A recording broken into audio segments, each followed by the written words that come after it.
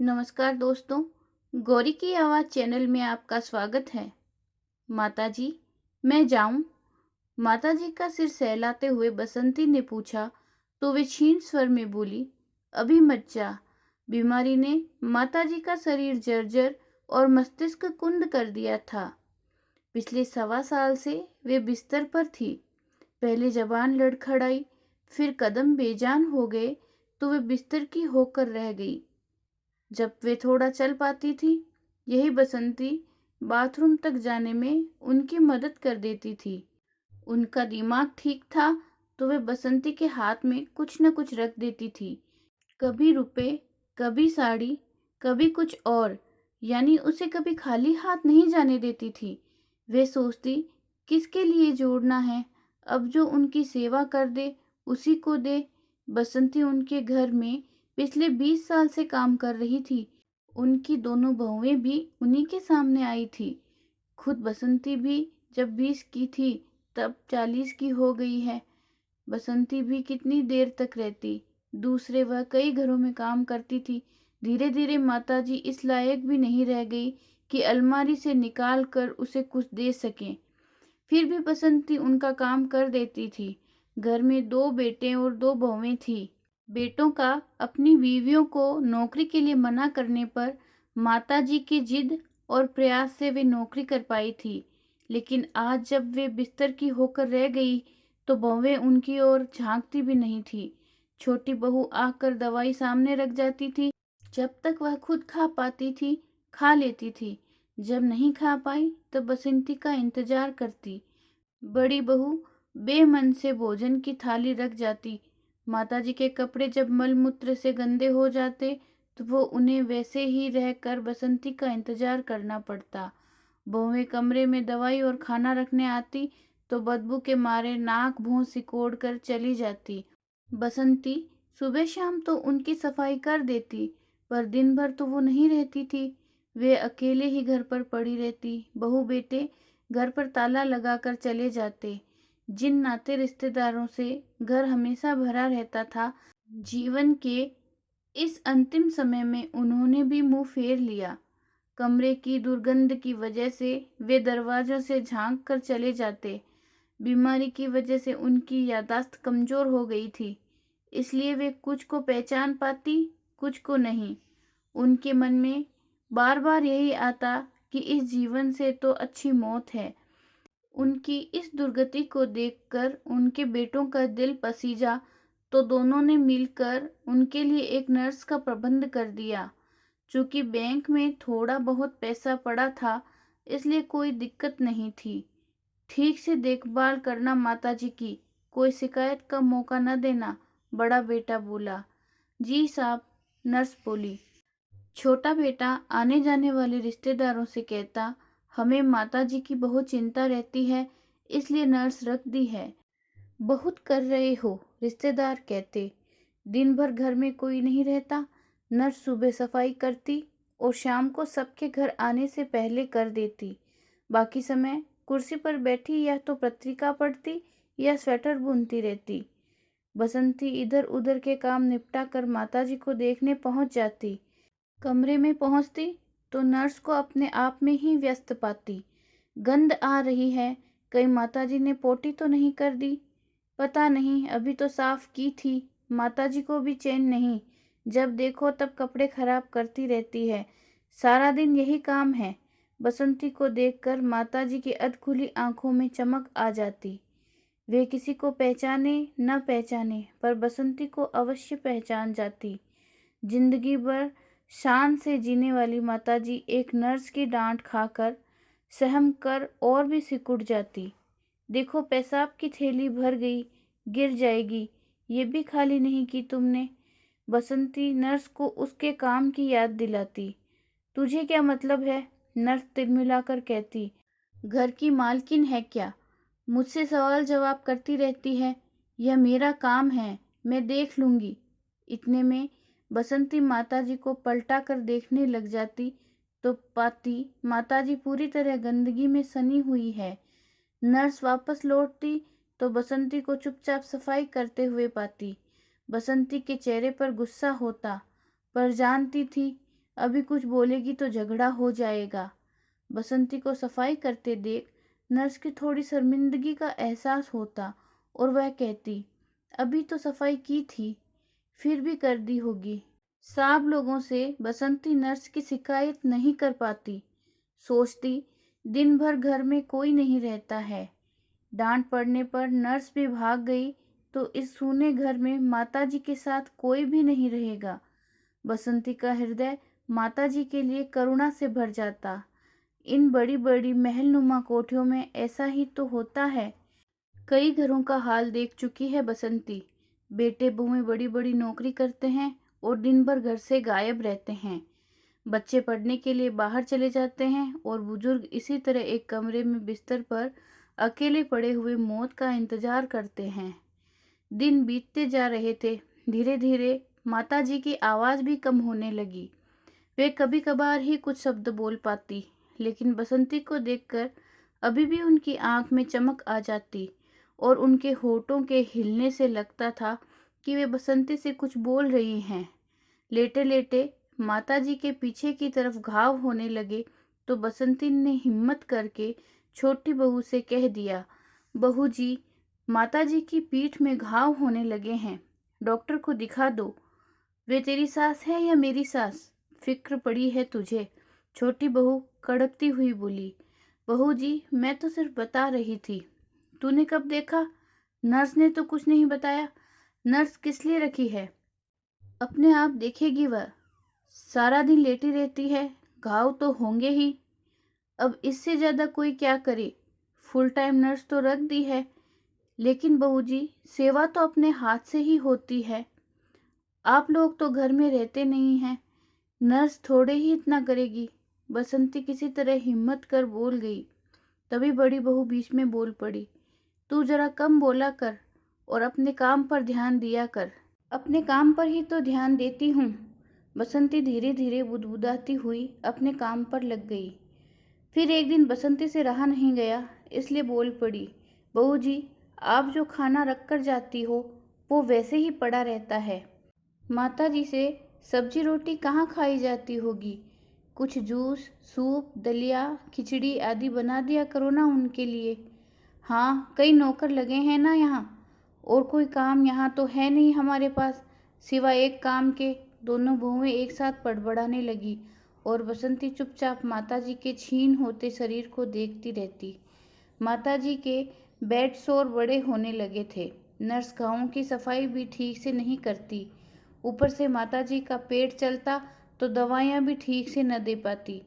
कमरा सड़ान से भरा रहता और बसंती उनकी दुर्दशा पर चुपचाप आंसू बहाती रहती। उसने माताजी का वह समय देखा था जब यहाँ काम शुरू किया था।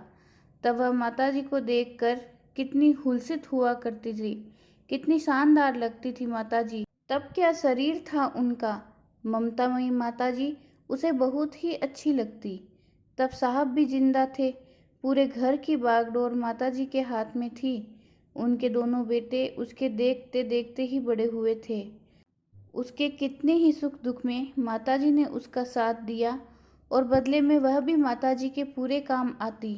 कितना देता करती थी माताजी उसे। उसके बच्चे बीमार पड़ते तो बिना काम के भी उसे रुपए पकड़ा देती। वह अपने शराबी पति से परेशान होती तो माताजी उसे धैर्य बंधाती। सास के तानों से तार तार होती तो माताजी उसे पास बिठाकर समझाती और इसी तरह उसकी जीवन की नैया पार लगी। आज बसंती के खुद के बच्चे भी बड़े हो गए हैं। आज उन्हीं माताजी को तिल तिल कर मरते देखकर वह कुछ नहीं कर पा रही थी। हाँ, इतना जरूर था कि वह जब होती तो नर्स के साथ लग जाती, जब नहीं होती तो नर्स क्या करती क्या नहीं करती वह नहीं जानती थी। एक दिन जब बसंती काम निपटा कर माताजी को देखने पहुंची तो कमरे से माताजी के करहाने की आवाज़ आ रही थी और नर्स की फ़ोन पर बात करने की। वह कमरे में गई तो देखा माताजी उघड़े बदन आधी अधूरी सफाई में वैसे ही ठंड में पड़ी हैं और नर्स फ़ोन पर बात कर रही है। बसंती को देखकर उसने फ़ोन बंद कर दिया। तुम काम छोड़ फ़ोन पर बात कर रही हो और माताजी उघड़े बदन पड़ी हैं, उन्हें ठंड नहीं लग रही होगी? बसंती का चेहरा गुस्से से तमतमा गया। कर तो रही थी, पर बीच में कोई फ़ोन आ जाए तो क्या ना उठाऊं? तुम्हें यहाँ तनख्वाह माताजी का काम करने के लिए मिलती है या फ़ोन पर बात करने की? बसंती अपने गुस्से को रोक नहीं पा रही थी। तू जरा जबान संभाल कर बात किया कर। तू नहीं देती है मुझे तनख्वाह। हाँ, जो तनख्वाह देते हैं उन्हें तो पता नहीं कि तू क्या करती है। आज तो मैं कहकर रहूंगी। जा जा, कह दे, बहुत देखे तेरे जैसे। नर्स भी कहाँ चुप रहने वाली थी। उस अकेले घर में बिस्तर पर असहाय बीमार पड़ी माताजी के सामने बसंती और नर्स की तू मैं होती रही। बसंती का मन उस दिन बहुत खराब हो गया। उसने सोच लिया था कि अब चाहे काम छूटे या डांट पड़े, उसे माताजी के बहू बेटों को सब कुछ बताना ही पड़ेगा। रात भर वह सो न सकी। दूसरे दिन जब वह काम पर आई तो बड़ी बहू से बोली, बहू जी, आप दोनों रहती नहीं, नर्स माताजी का ठीक तरह से देखभाल नहीं करती, तो क्या करें? अब तू फिर शुरू हो गई। बड़ी बहू को यह टॉपिक बिल्कुल भी पसंद नहीं था। आप दोनों बराबरी से छुट्टियां लेकर माताजी की देखभाल कर लो बहू जी, पुण्य लगेगा। अब खाना तो छूट गया उनका। नर्स रखने से बुजुर्ग की सेवा नहीं होती। कितना प्यार दिया है माताजी ने आप लोगों को। इस समय उन्हें आप दोनों की बहुत ज़रूरत है। स्वर में यथासंभव मिठास लाकर बसंती बोली, तू हमें सिखाने चली है? बड़ी बहू को गुस्सा आ गया। बकवास बंद कर और अपना काम कर, और हाँ, अपनी औकात में रहकर बात किया कर, ठीक है ना? बहू जी, 20 साल हो गए हैं आपके घर में काम करते हुए। माताजी ने कभी ऐसी तीखी बात नहीं कही। हमारी औकात ही क्या है? वह तो माताजी की ममता हमारे सिर चढ़कर बोल जाती है। हम नहीं देख पाते हैं उनकी यह दुर्दशा। आप कोई दूसरी ढूंढ लो, मुझसे नहीं हो पाएगा अब आपके घर का काम, कहकर बसंती काम छोड़कर चली गई। अगले दिन उन्होंने दूसरी काम वाली ढूंढ ली। बसंती ने काम पर जाना छोड़ दिया, लेकिन माताजी को देखने के लिए उसका दिल बहुत तड़पता रहता। पर अब किस मुंह से जाए? मन ही मन तड़पती रह जाती। नर्स की तो अब और भी मनमानी हो गई।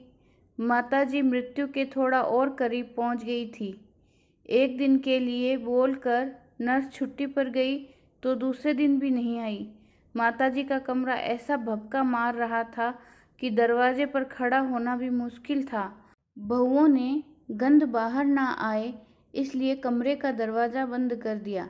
शाम को बेटे घर आए तो अपनी बीवियों से पूछा, नर्स आई थी आज? नहीं। तो क्या माँ वैसे ही पड़ी है? अब तक किसी ने सफाई नहीं की, खाना नहीं खिलाया, कौन करता सफाई? बहुएं चिढ़ गई। अरे बसंती को ही जाकर बुला लाते, माँ के लिए वह आ जाती। कौन बुलाता उस नक्सड़ी को? कैसे पैर पटक कर काम छोड़कर गई थी। हमसे न हो पाएगा यह सब। बीवियों से भिड़ना बेकार था, यह दोनों बेटे जानते थे। बड़ा बेटा बसंती के घर गया और उसे बुला लाया। माताजी का नाम सुनकर बसंती ने आने में एक पल भी नहीं लगाया। बहुओं ने उसे देखकर मुंह फेर लिया। बसंती ने पूरे मनोयोग से माताजी की सफाई की, गीले तौलिए से पूरे शरीर को पोंछा, मालिश की, उनकी चादर और कपड़े बदले और सारे कपड़े धोकर सुखाने डाल दिए। फिर माताजी के लिए पतली खिचड़ी बनाई और मनुहार से खिलाई। बसंती के प्यार और मनुहार से माताजी ने 1-2 चम्मच खिचड़ी खा ली। बसंती को आज माताजी की हालत और दिनों से भी गिरी हुई लगी। अनुभवी आंखें समझ गई कि माताजी कल का सूरज शायद ही देख पाएगी। इसलिए वह बड़े बेटे से बोली, साहब, नर्स नहीं है तो आज रात मैं यहीं रुक जाती हूँ। बहू बेटे खुश हो गए। रात बसंती माताजी के कमरे में सो गई। बसंती को सामने देखकर माताजी भी चैन से सो गई। उनके सोने के बाद बसंती भी लेट गई। सुबह माताजी की खांसी की आवाज़ सुनकर बसंती की नींद टूट गई। उनकी इकहरी होती सांसों को सुनकर बसंती चौंक गई। भागकर बहू बेटों का दरवाज़ा खटखटा आई और माताजी का सिर अपनी गोद में रख लिया। सांस लेते लेते माताजी ने निरीह नज़रों से अपने बेटे बहुओं को देखा। फिर बसंती के चेहरे पर जाकर उनकी नज़र टिक गई। उनका मुंह हल्का सा कुछ बोलने के लिए खुला और प्राण पखेरु उड़ गए। बसंती का विलाप उस बड़ी कोठी से बाहर भी सुनाई दे रहा था। दूसरे दिन माताजी की अंतिम यात्रा का प्रबंध हो गया। रिश्तेदार आए, बहू बेटों ने छुट्टी ली और पूरी औपचारिकता निभाई। शाम को बसंती जाने लगी तो बहुओं ने उसके काम के रुपए लाकर उसके हाथ में रख दिए। यह क्या है? बसंती ने पूछा। तुम्हारे काम का पैसा है। माताजी तुमको बहुत चाहती थी, इसलिए ज़्यादा ही दिया है। बहू जी, बसंती कसेले स्वर में बोली, माताजी तो मेरी अन्नदाता थी। बहुत दिया है उन्होंने हमें। जिंदगी भर उनके प्यार का कर्ज तो हम कभी उतार नहीं पाएंगे। माताजी के लिए काम का हमें कुछ नहीं चाहिए। उनका आशीष मिल गया। आखिरी समय में उनके मुंह में हम अन्न जल डाल पाए, हमारे लिए यही बहुत है। यह रुपया आप संभाल कर रख लो। जब आप लोग बुढ़ापे में इस बिस्तर पर पड़ोगे तब आया को देने के काम आएंगे। यह कहकर सुबकती हुई बसंती गुस्से में दनदनाती हुई चली गई और एक अनपढ़ साधारण नौकरानी की बात को मन ही मन तोड़ते चारों उच्च शिक्षित तथाकथित सभ्य समाज के कर्णधार भौचक्के से खड़े एक दूसरे की शक्ल देखते रह गए। तो दोस्तों, आपको ये कहानी कैसी लगी? कमेंट बॉक्स में अपनी राय ज़रूर दीजिएगा और कहानी अच्छी लगी हो तो वीडियो को लाइक, शेयर और सब्सक्राइब करना ना भूलें। मिलते हैं एक और नई कहानी के साथ। बहुत बहुत धन्यवाद।